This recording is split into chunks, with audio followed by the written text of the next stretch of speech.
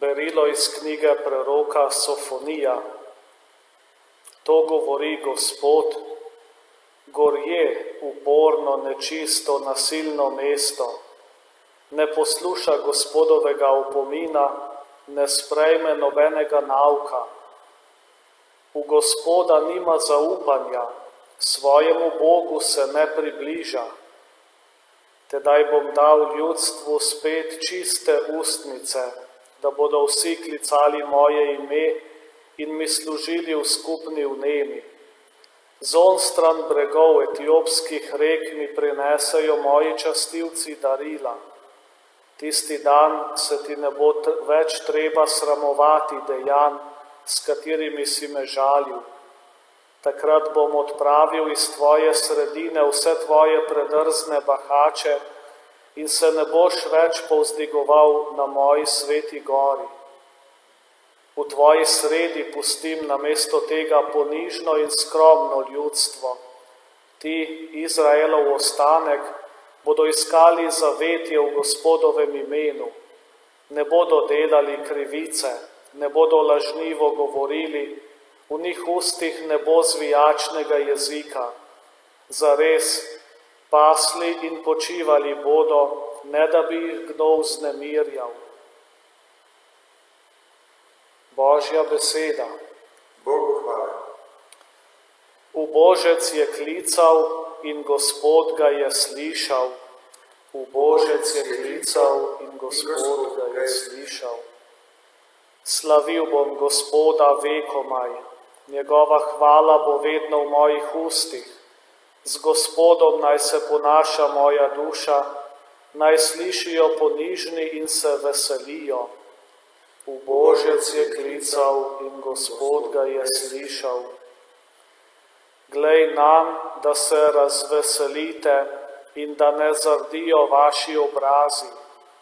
Glej, v Božec je klical in Gospod je slišal, iz njegove stiske ga je rešil. V Božec je klical in Gospod ga je slišal. Gospodov obraz je proti njim, ki delajo hudo, da zbriše zemlje njihov spomin.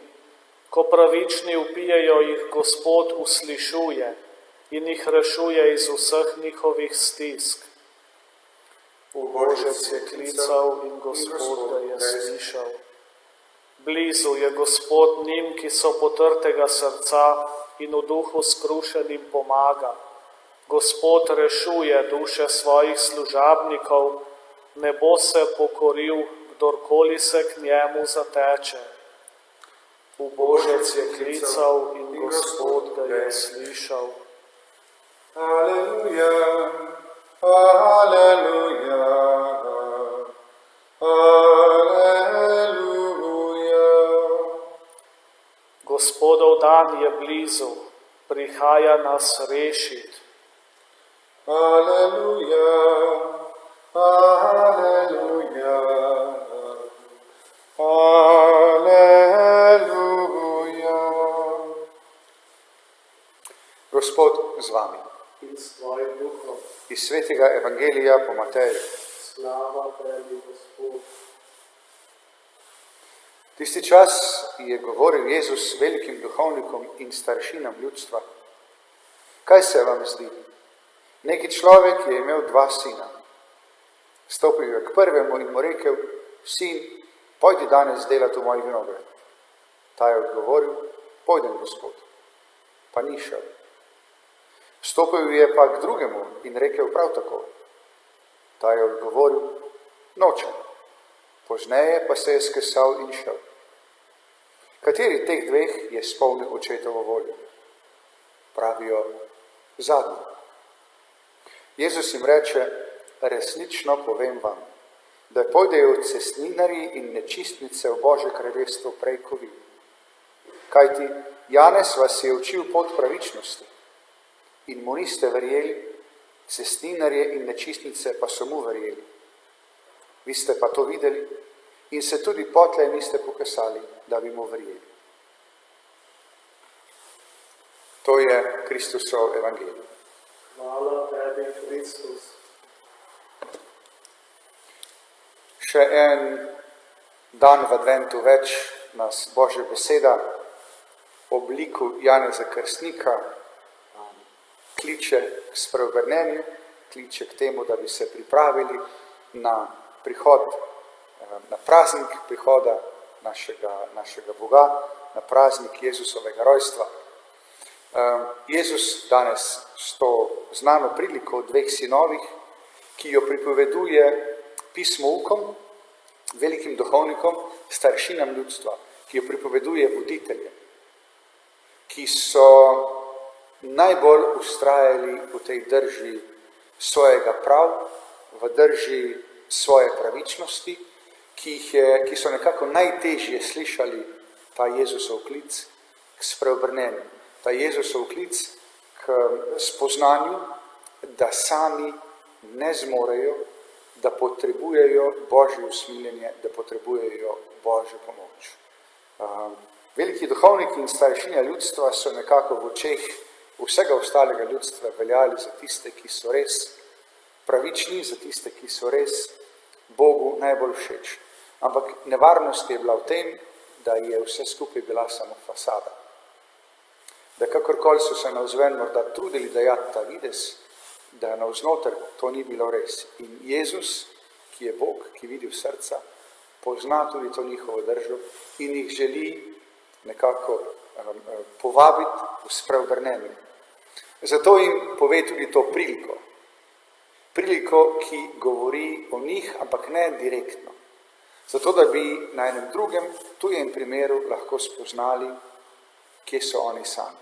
Zato jim pove to priliko o dveh sinovih, kjer pravilno odgovorijo na vprašanje, kateri od dveh sinov je izpolnil očetovo voljo. Tisti, ki je na začetku rekel ne grem, pa je potem šel, je zagotovo bližje. In temu so podobni vsi ljudje, ki so bili v očeh velikih duhovnikov in starešin, že navzven javni grešniki, cestninarji, nečistnice, ti ljudje so navzven veljali že za javne grešnike. Ampak ti ljudje so slišali Janezov klic k spreobrnenju, so Janezu verjeli in so začeli delati na sebi.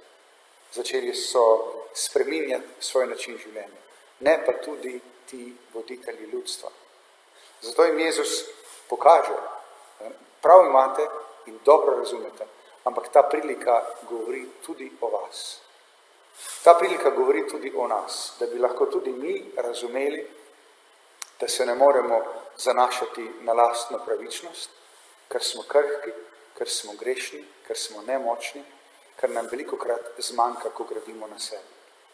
Jezus pa želi, da ne bi gradili na sebi, da bi gradili na njem, da bi gradili na moči Svetega Duha, ki nam jo on daje.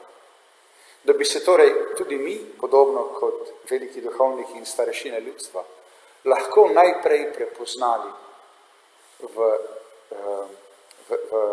prvem sinu, ki reče grem, pa potem ne gre, da bi tudi mi lahko prepoznali, da smo velikokrat taki, da sicer hočemo in rečemo, da bomo Bogu sledili in bomo Bogu zvesti, ampak nam zmanjka. Da bi lahko vstopili potem v vlogo drugega sina, ko smo že rekli, ko smo ugotovili, da ne bomo, in vendar želimo se spreobrniti, želimo zopet stopiti nazaj na pot proti Bogu, želimo njega spustiti v svoje srce, želimo biti z njim, želimo ravnati tako, kot ravna on, ki je pravzaprav sinteza teh dveh sinov v najboljši možni luči. Jezus je edini, Jezus je prvi, ki je očetu rekel grem, to je vinograd in je potem tudi šel.